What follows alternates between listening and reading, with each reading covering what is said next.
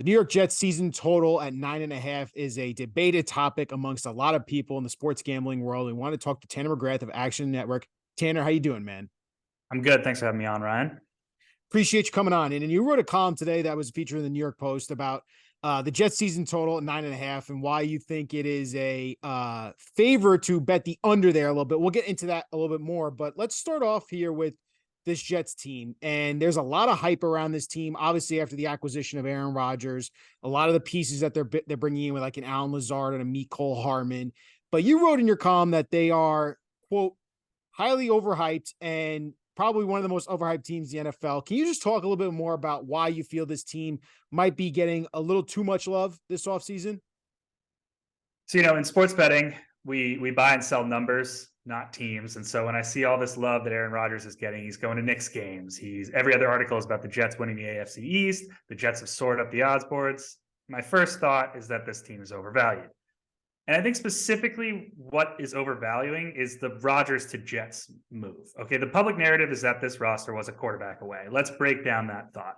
One, is Rodgers actually his old self, the MVP caliber quarterback that we know and love? He finished last year 11th in Pro Football Focus's passing grades, 16th in Football Outsiders quarterback metrics, 21st in EPA per play. Yes, maybe he just needs a change of scenery, better supporting cast, or maybe he's just on the decline. The second option could be disastrous, especially when thinking about what happened with Russell Wilson in Denver. The second, is this roster actually a quarterback away? I do think the defense is elite. I think the pass catching group is top heavy. As you mentioned, Garrett Wilson is a stud.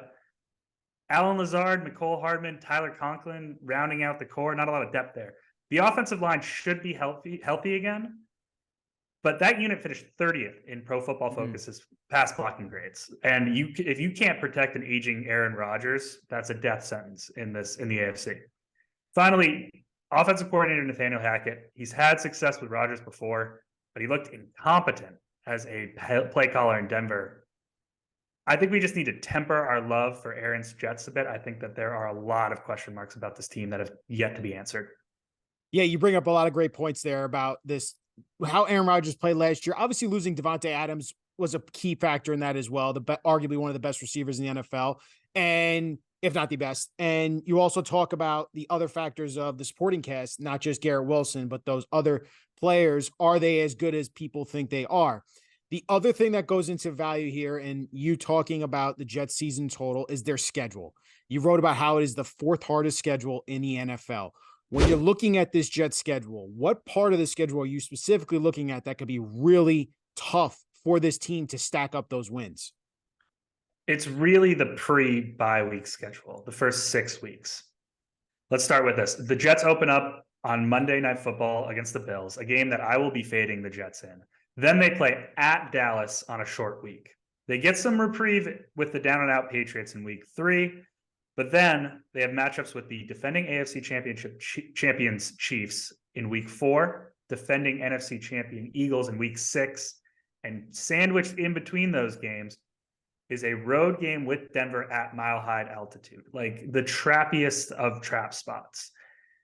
There's the bye in week 7, but that is a brutal 6-week stretch at the beginning of your schedule, especially when you're installing a new offense with a new quarterback and a new offensive coordinator. If you struggle out of the gate, you might put yourself in a hole that will be very hard to climb out of. And that is the toughest stretch of schedule for any NFL team this season. It's interesting that you do bring up those opponents are not easy. And it's going to be very telling how this Jets season is going to go when you look at those first 7 weeks and who they're playing and how they shape up in that very difficult AFC conference. Finally, I wanted to ask you here, you wrote that you're going to bet the under 9.5. for this upcoming season. Can you explain why you see that under 9.5 is actually valuable for you as placing that bet?